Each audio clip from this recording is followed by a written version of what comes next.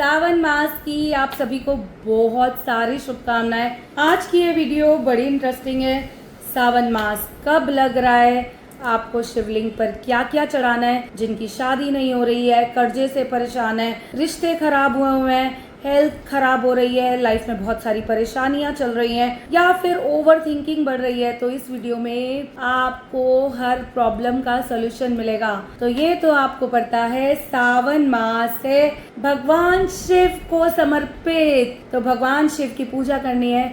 30 जुलाई से सावन मास शुरू हो रहा है और 28 अगस्त तक चलेगा। 28 अगस्त को है हमारा रक्षाबंधन। तो सावन के पड़ रहे हैं 4 सोमवार। पहला है 3 अगस्त का, दूसरा 10 अगस्त का, तीसरा है 17 अगस्त का और 4th सोमवार है 24 अगस्त का। पूजा कैसे करनी है, भगवान शिव को, माँ पार्वती को कैसे प्रसन्न करना है। अगर किसी की शादी नहीं हो रही है तो भगवान शिव और माँ पार्वती का मोली के धागे से गठबंधन करके आओ।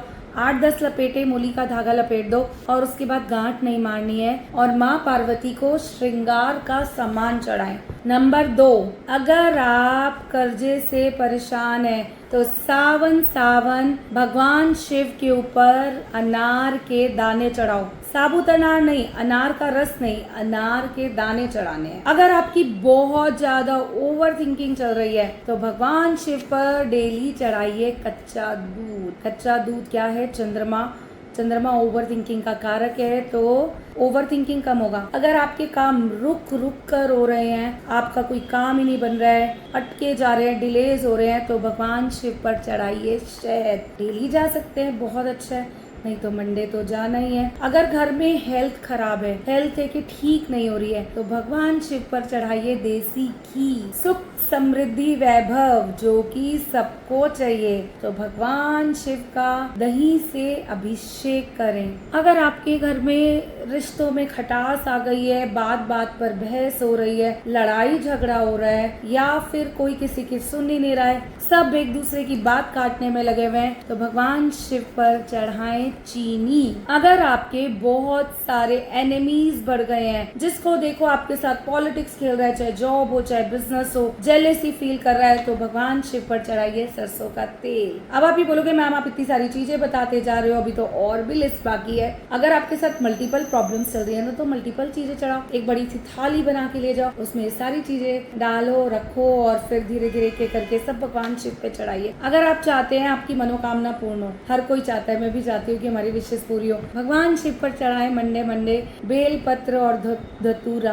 अगर आप चाहते हैं जाने अनजाने में आपसे कोई गलती हो गई है, आप चाहते हैं कि भगवान मेरे पापों की मुक्ति मिले, देखो आपने दिल से माफी मांग ली ना, तो भगवान ने माफ कर दिया, तो भगवान शिव का अभिषेक कीजिए डेली गंगा जल से। कावड़ उठाने जाते हैं ना लोग, इतनी दूर से पैदल आते हैं, कुछ तो है, कुछ तो शक्ति है।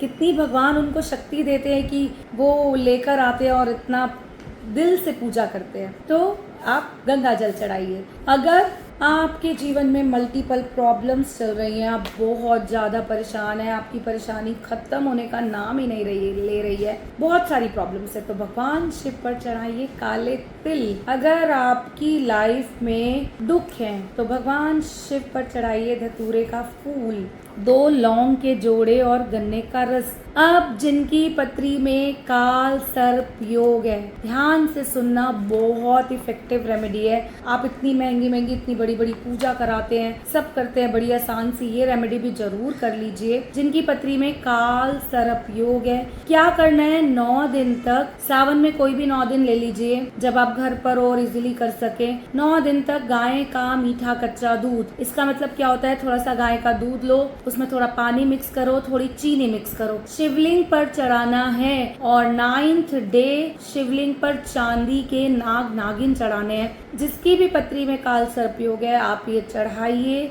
आप ये देखिए आपका काल सर्प योग दूर हो जाएगा, आपके जो काम रुके हुए हैं, अटके हुए हैं, वो दूर होंगे। तो ये उपाय बहुत इफेक्टिव है। अब मैंने आपको कितनी सारी चीजें बताई। ओम नमः शिवाय का तो सुबह शाम जप करना ही है। भगवान शिव का महीना है, सावन का महीना है, तो भगवान भगवान शिव को तो प्रसन्न करना ही है। आपको मेरी ये वीडियो कैसी लगी कमेंट सेक्शन में ओम नमः शिवाय जरूर लिखिएगा। ऐसे ही मैं आपके लिए और इन्फॉर्मेटिव वीडियोस लेकर आती रहूंगी। सावन की आप सभी को बहुत सारी शुभकामनाएं। स्वस्थ रहो, खूब खुश रहो। ओम नमः शिवाय।